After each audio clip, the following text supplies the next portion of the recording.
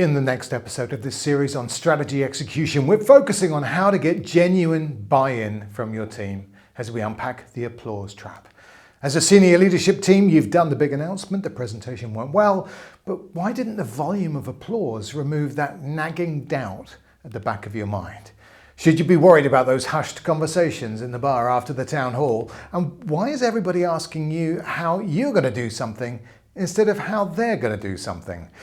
From polite compliance to genuine ownership, this is your leadership journey with the Hive.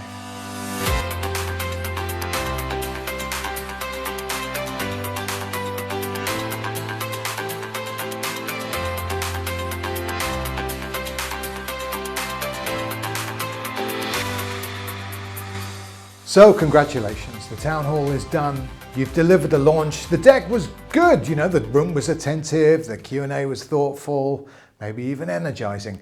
And you answered those hard questions really well. And when it ended, there was a great round of applause. Now you may have felt something close to relief, you know, that hard part, getting everyone aligned, getting the message right, getting people even in the room, that part is done. And then Monday morning arrives. And you know, something feels off. It's not a dramatic thing. It's just this quiet, nagging doubt in your mind. The energy of the room just hasn't followed people back to their desks. And those commitments that felt solid on Friday feel, slightly softer today? Nobody's said anything. Nobody's pushed back. It just feels like the room is already starting to cool. Now, if you're watching this, you're probably a leader responsible for a strategy rollout. Maybe the announcement has gone out and you're already feeling that uncertainty about whether the team is really with you for the journey ahead. Or you've been here before and you're determined not to carry that doubt again. Now, in this episode, I'm going to show you three things. Number one, why the gap between a great town hall and actual execution is not a communication problem. Second, why buy-in actually breaks down and why the standard responses just make it worse. And third, I'm going to show you a practical tool that you can run with your team this week that closes that gap before it becomes a storm.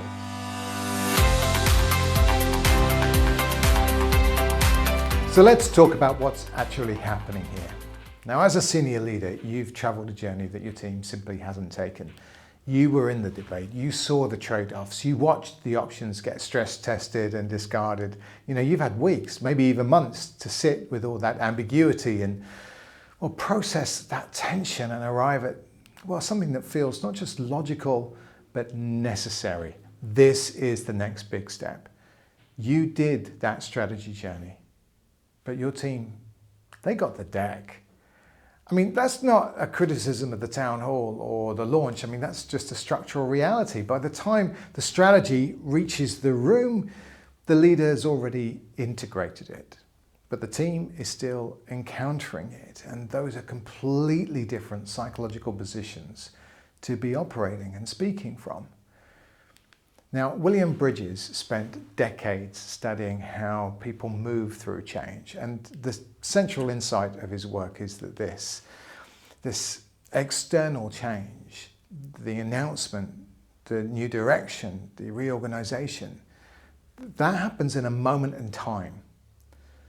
But the internal transition, this is a three-stage process. It begins with an ending, letting go of that old reality, and then it moves through what Bridges calls the neutral zone, a genuinely disorientating, kind of in-between state where the old has gone but the new hasn't yet taken hold. And then it arrives eventually at a new beginning, a genuine orientation towards the future. Now, your team is at the start of that process, but you're at the end of it. And when you speak from a new beginning to people who are still in their ending, still processing what all this means and what they're losing, what's being asked of them, you don't get a commitment, you get politeness, you get nodding, you get the applause. Because that's the socially appropriate response in that room at that moment. But polite applause doesn't feel like the right feedback. We know that as a leader. So what do? Well, next time round we go bigger, right? And that is the applause trap. A good way to think about this is to imagine that your team's engagement is a little bit like a forest. It's a finite resource, sure, but it is renewable. Now, when you go for the big spectacle, you can burn that whole forest down in one night, one enormous, spectacular, blazing strategy launch. Everybody's warm, everybody's impressed.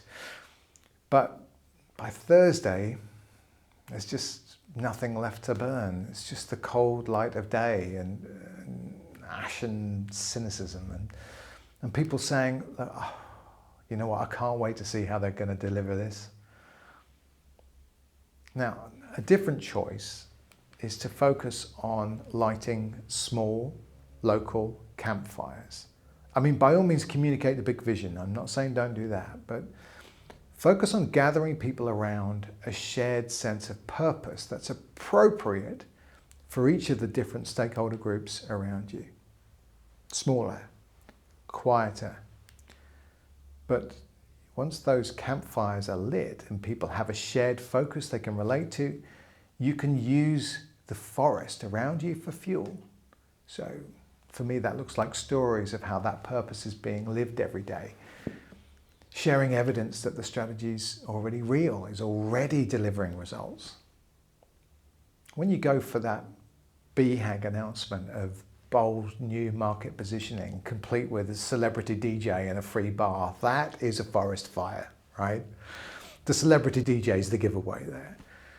But moving around the teams, communicating and celebrating the shared sense of purpose they live and breathe every day, that's campfire leadership. That's sustainable leadership. That's resilient leadership. And you need resilience for the long journey ahead. The applause just tells you how big the fire was on the night. It tells you nothing about whether it's still burning on Monday morning. And that lack of movement on Monday, that's not resistance. That's simply people feeling disconnected from the internal journey that you've already completed. And the moment you understand that, everything about how you lead the next 3 months will change. Now, when the launch doesn't translate into engagement, most leaders just, well, reach for the same response, really. More communication, a follow-up session, clearer articulation of the vision, maybe some better storytelling. The what's in it for me just spelled out more carefully. Now, look, none of this is wrong, but it's aimed at the wrong problem. Proshy's ADKAR model draws a clear line between awareness and desire. It's the A and the D. Awareness means that I understand what you're asking of me. Desire means I actually want to do it. Now, most communication strategies are extraordinarily good at producing awareness. They are almost completely useless at producing desire, because desire doesn't come from clarity. It comes from ownership. And ownership doesn't come from being told, even brilliantly, even compellingly. It comes from participation. Now, Kotter taught us how to create urgency, make the burning platform vivid enough that people feel that they must act. Now, this is essential thinking. But urgency without participation doesn't create commitment. It just creates pressure. And pressure applied to people who are still in Bridges' neutral zone doesn't accelerate that transition. It makes it harder to navigate. Now, for understanding how teams work, I love Deci and Ryan's self-determination theory. It tells us what's actually needed here. People engage in a sustainable, generative way when 3 psychological needs are met. Number 1, autonomy. I have a say in this. Number 2, competence. I can actually succeed at this. And relatedness. We're in this together. Now, think about what a top-down strategy rollout signals. However well it's communicated, it says, this direction has already been decided. You need to work differently immediately, and what your team has been optimizing for, that's changing, whether you choose it or not. That's autonomy frustrated, that's competence undermined, and relatedness, that sense of shared endeavor, that's quickly replaced by that isolating question of how am I personally going to cope with all this change that's going on around me? I become isolated. To make it worse, most launches fail to connect the team to the vision. Most strategy communications talk about where the organization needs to go. I've sat there time and time again through countless presentations of people talking about this big future, this big market position, you know, the competitive landscape we're operating in, strategic objectives. Now, for all the people in that room, maybe with P&L responsibility and a seat at the table, that language lands. I mean, that's their language. But for the majority of the people in that town hall, it simply doesn't connect. They have a role, they have a team, they have a set of priorities they're already stretched to deliver. Now that big picture you're painting, it's interesting, but it doesn't tell them anything about what they're going to need to do differently come next week. So they file it, they go back to work, to the work that's already in front of them. But the minute people can see their own reality in the conversation, where they've been, where they are, where they're being asked to move towards, a different question starts to emerge. I call this the golden question. Not how am I going to do this or how are you going to do this, but how are we going to get from where we are to where we need to be? And the minute a team is asking that question between themselves, something has shifted. It's tangible, it's real, it is theirs. Now that's participation. That's autonomy restored. That's the beginning of desire rather than awareness. And in my experience, supporting and leading transformation worldwide, it is the only route to commitment that actually holds under the pressure of execution. But let me show you what that looks like in practice.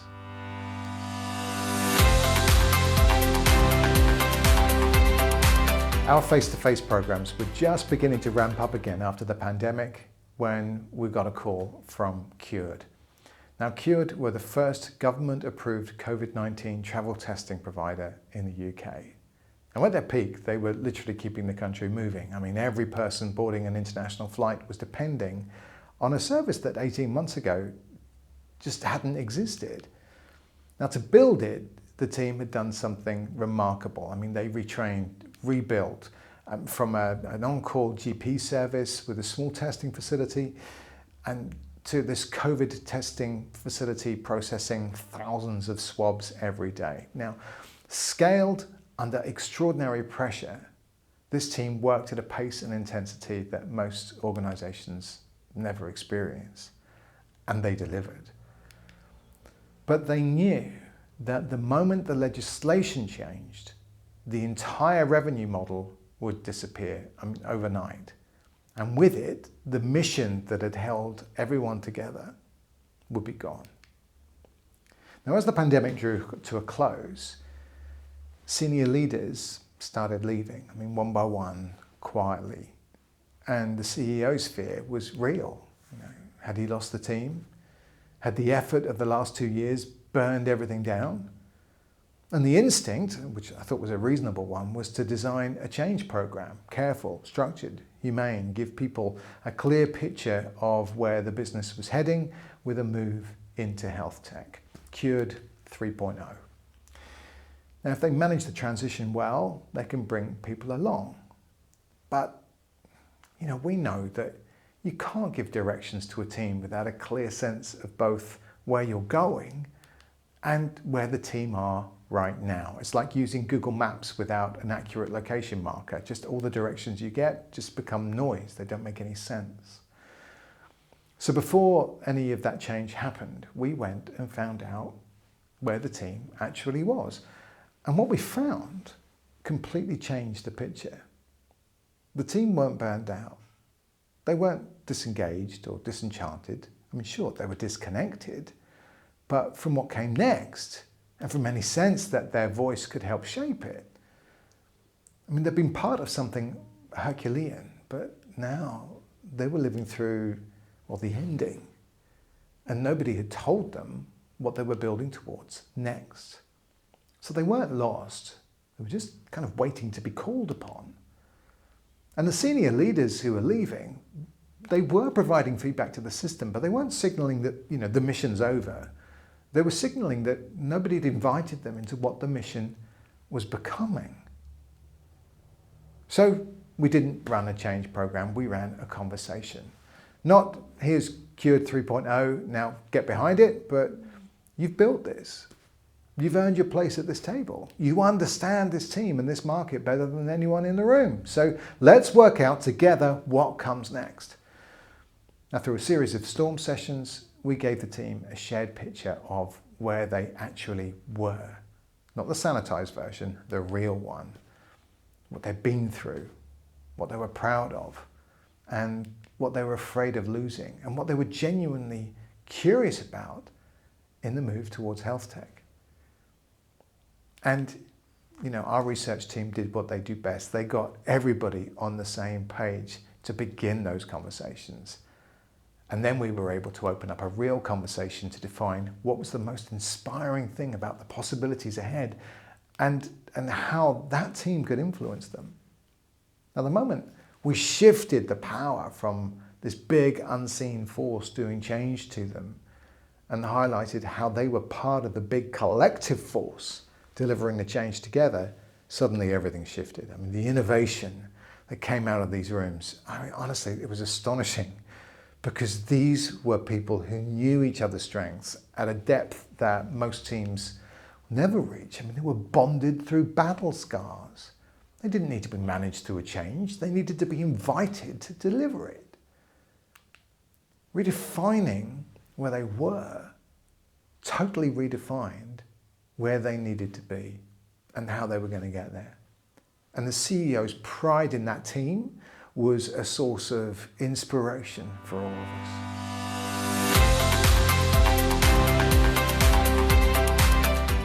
So I want to name what's actually going on here, because buy-in is not a communication problem. It's not even a team alignment problem. It's an internal alignment problem. When people are asked to execute a strategy that's got no visible connection to what they believe or why their work matters, you don't get resistance. You get something, quieter, more dangerous. You get detachment. You get frustration. You get a growing sense that what they're doing just isn't worthwhile anymore. And when those three things converge, when actions and values and purpose are all just pulling in different directions, you don't just get disengagement, you get burnout.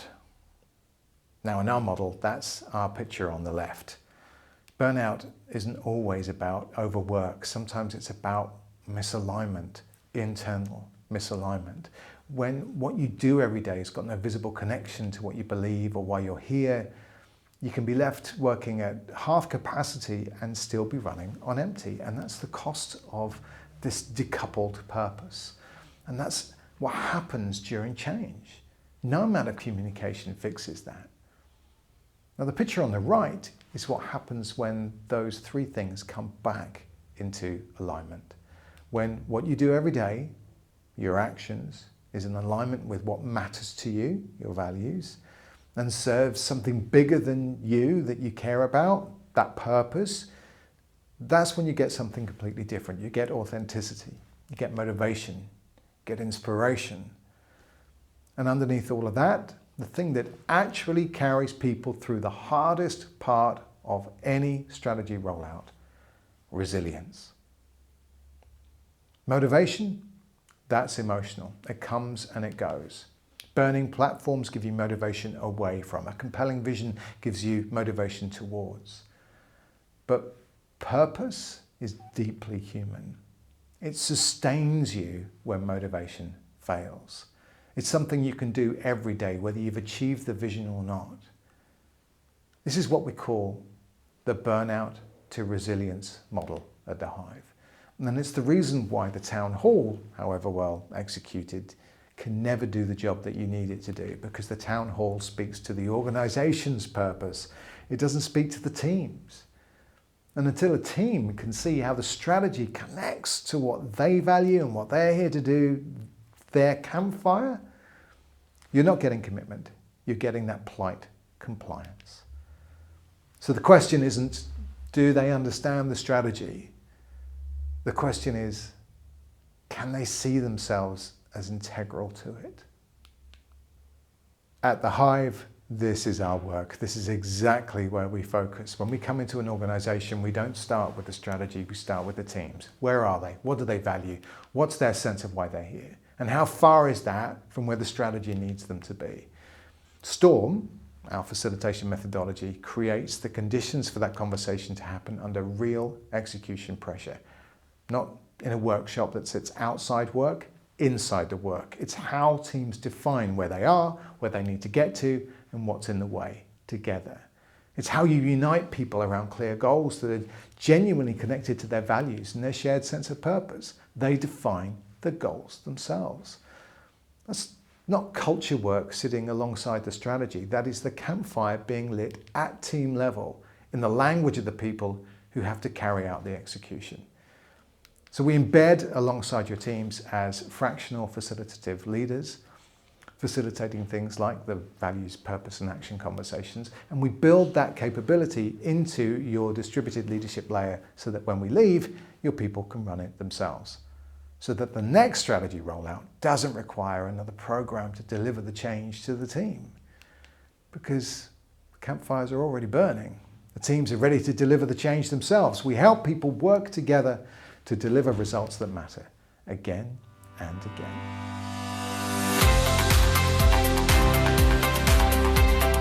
Now here's what you can do this week. I want to give you the values, actions and purpose exercise that we do as a free download, and the link is below this video. It's 3 conversations with your team, values, purpose and action, and it will take you maybe about 90 minutes. You don't need an external facilitator, you need a whiteboard, post-it notes and enough psychological safety to have an honest conversation about what actually matters to the people in the room.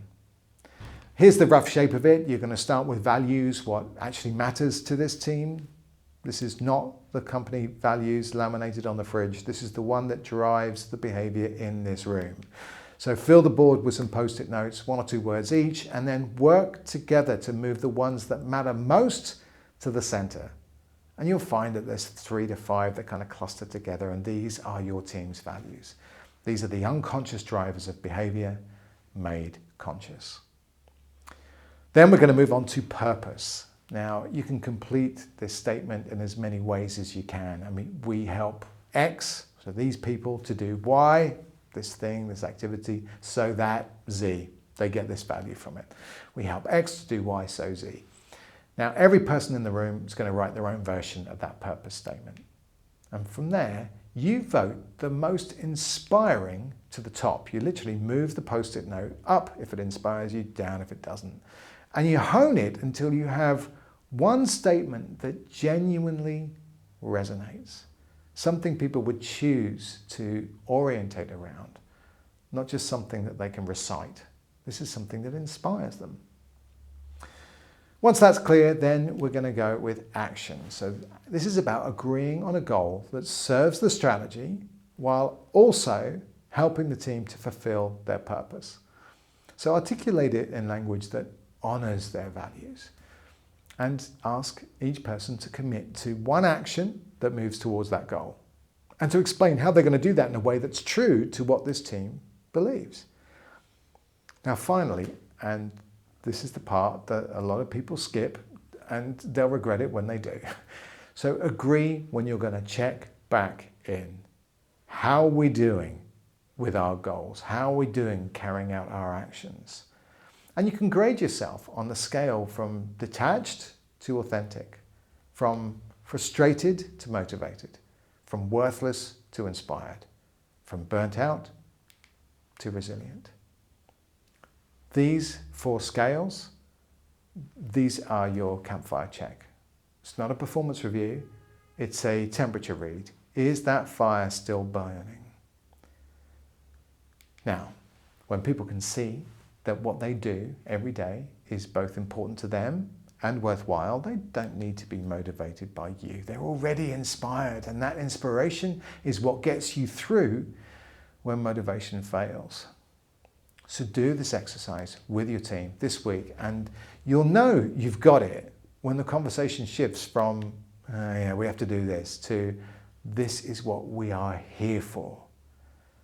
And if you want to talk through what you find, well, the Readiness report gives you a broader organisational picture, and the conversation with me that follows is where we work out where these purpose conversations really need to happen first across your rollout to get those teams aligned and collaborating together and really bought in with their own ownership of the journey ahead.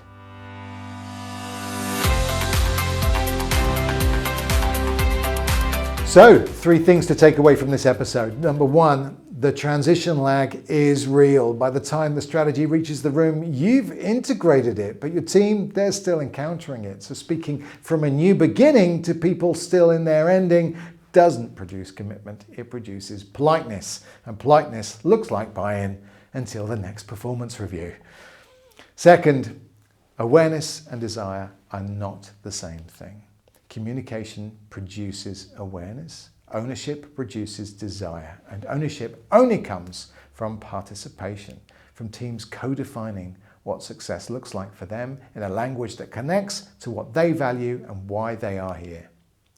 And third, misalignment burns people out, and it burns teams out fast. It's not just overwork. When actions become decoupled from values and purpose, the most committed people start to feel, well, worthless, frustrated, detached. Aligned engagement, when you've got values, actions and purpose all working together, is what produces resilience. And resilience is what carries execution through month 3, when the novelty's all faded and the results simply aren't visible yet. So the question isn't, are they bought in? The question is, can they see themselves in the strategy? So do the values, action, purpose exercise this week, because polite applause doesn't execute strategy. Aligned ownership does.